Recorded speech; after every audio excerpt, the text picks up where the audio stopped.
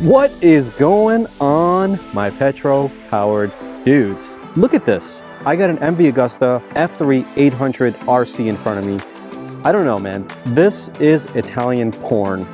Unbelievable. I have never seen a bike this gorgeous before. Check this out.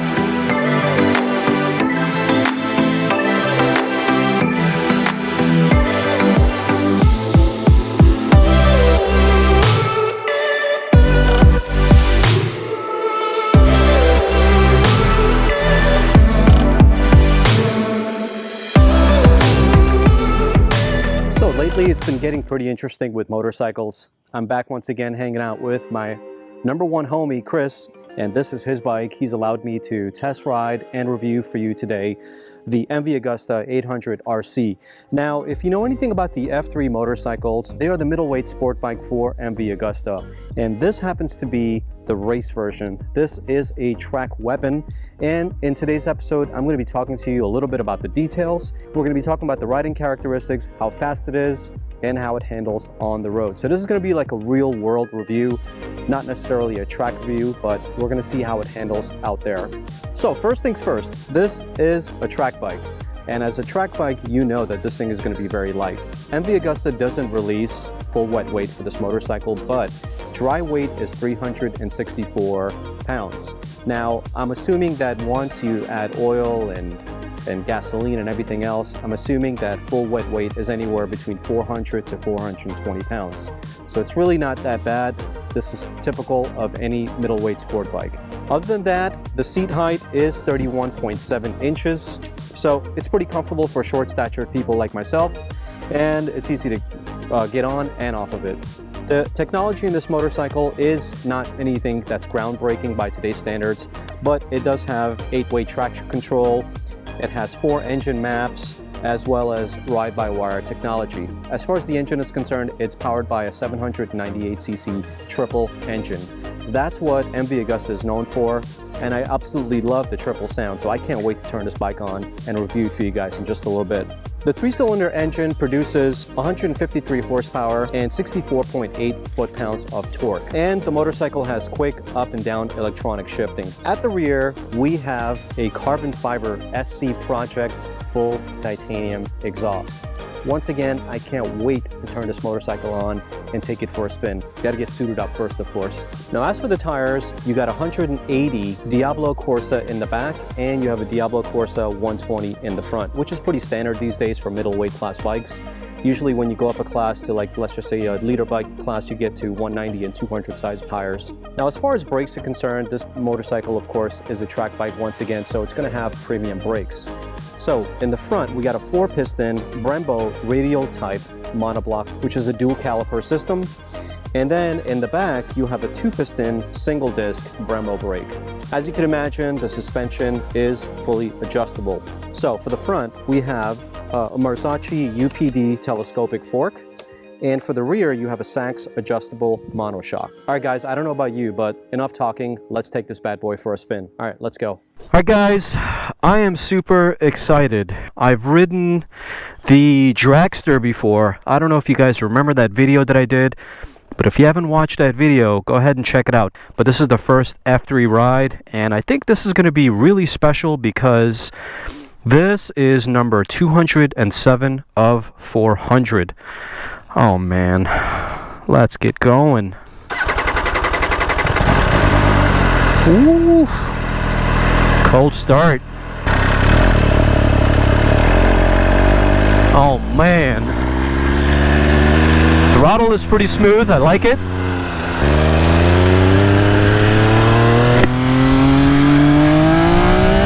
Oh baby.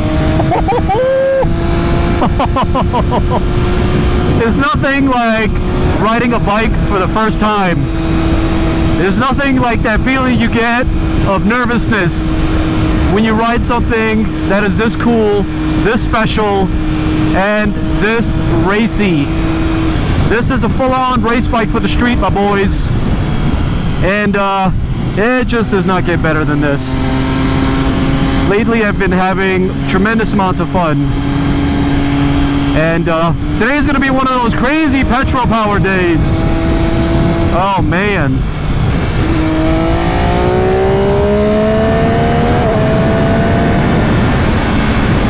So let's talk about a few things here. Normally what I like to do in my reviews is ride normally until we get to some kind of destination where we can ride it a little bit spirited. But until then, I typically like to talk about a bike's ergonomics, comfort, and overall how I feel about it initially. Well, I can tell you initially that this bike is not really meant for comfort. But that being said, ergonomically, it is not a bike that I got on and I felt like I was bending over way too much and that my back was going to ache. So surprisingly, it's not that bad considering that this is a race bike. I was imagining this to be a lot more aggressive than it actually is. Kind of sort of like a Ducati. I'm actually sitting very close to the tank and then get into full tuck position like right now. But right now I'm kind of on the tank. My height is 5'6", as you already know. You've probably already seen my other video. But being that I am close to the tank, the handlebars are close to me and the clip-ons are not really that aggressively positioned. Overall, the ride quality is a little bit bumpy, even though we are on very, very smooth roads. But that's because it's a race bike and I'm sure the suspension has been tuned to Chris's weight. But overall, I mean, this is really no different than my R6. My R6 would probably feel just as bumpy as this on this type of road. Maybe this is a little bit more aggressive than that. However, as far as the positioning is concerned, this bike is definitely less aggressive than my R6 for comparison. All that aside, this is not a bike that you want to buy to commute back and forth to work. This, my friends, is a toy.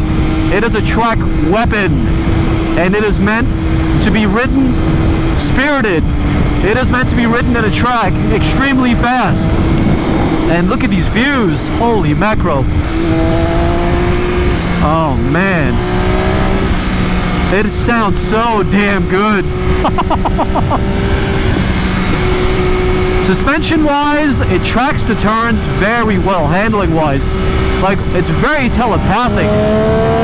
Oh baby.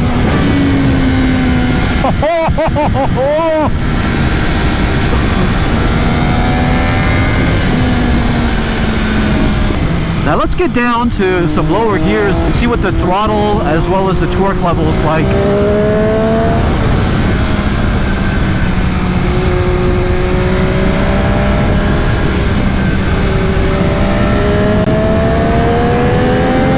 Holy shit! Brakes are fantastic on this bike. Yep. They are amazing. And I love the blips whenever you downshift.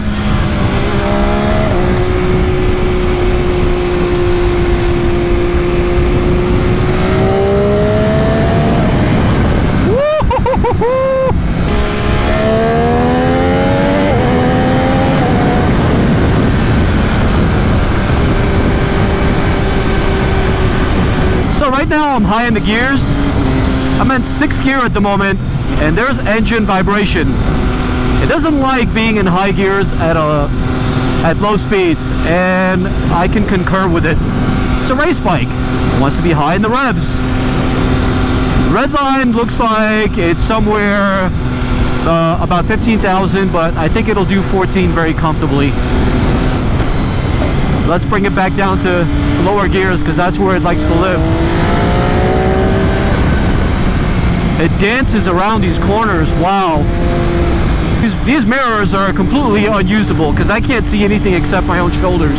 Considering it's a race bike, I'd get rid of these as soon as possible and put some bar and mirrors. But man, it is a thrilling bike. Alright boys, here are the twisty sections.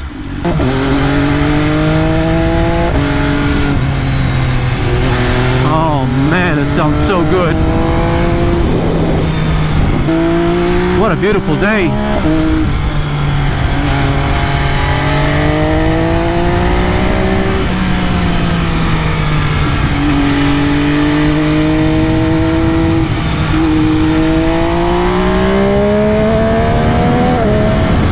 Oh man. This bike is a surgeon's scalpel. It is lightweight, it is flickable.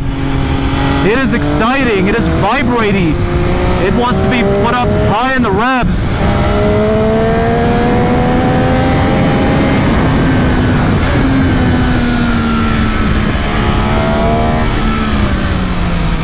Oh man, sharp handling, amazing brakes, quick turn in. Oh, I wish I had this to go to the track with.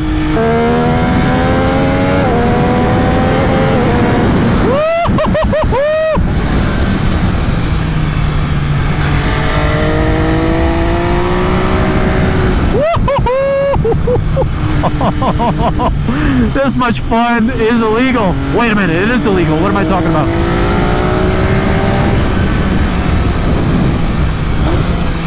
How do I convince Chris to give this to me for a track day event? I gotta work out a plan to convince him.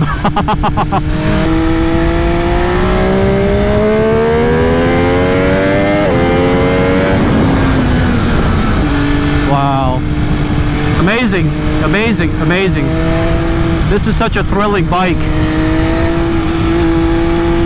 Handling wise, I would give this a 10. Excitement wise, I would give this a 10. And power wise, it just has enough, man. A liter bike is just too much, my boys. I've ridden way too many of them at this point. To be honest about it, it is just way too much. This 800, 900cc category is just where it's at. Middleweights are a ton of fun, man. You've heard this a million times, and I'm going to repeat it once more. It's always better to ride a slow bike fast than a fast bike slow. Now, that being said, the caveat is that this bike is not slow. This bike is very, very fast. But it is no liter bike. At least it doesn't have the power of a liter bike. It is power that is usable. As you can see, I'm using the power. I'm cycling through the gears. Now, if you watched the Kawasaki review I did of the ZH2, that liter bike stayed in 3rd and 4th gear the entire time, and it was high up in the it was pretty low in the RPMs because it just didn't need it. It was too much power for this road. But this motorcycle dances anywhere between 2nd and 3rd gear, and I kind of like that because it's giving me pleasure just going up and down the gears, and it makes it more of an involving process than just twisting the wrist and looking where you're going.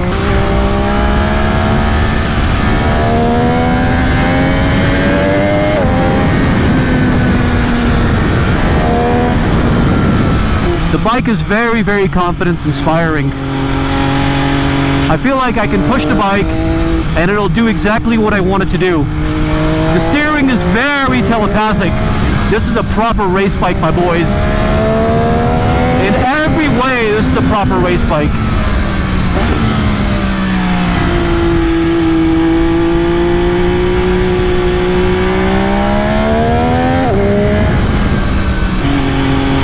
That sound is mesmerizing.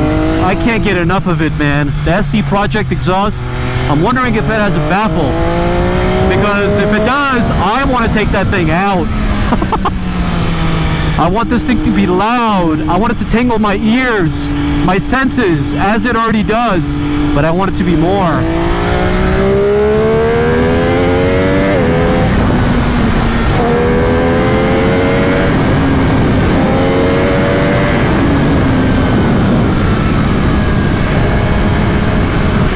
Oh, baby, this is what it is about. This is what it's about. Oh, can I do this all day, every day? Can I take this to the track? Can I borrow it for a whole month? Come on.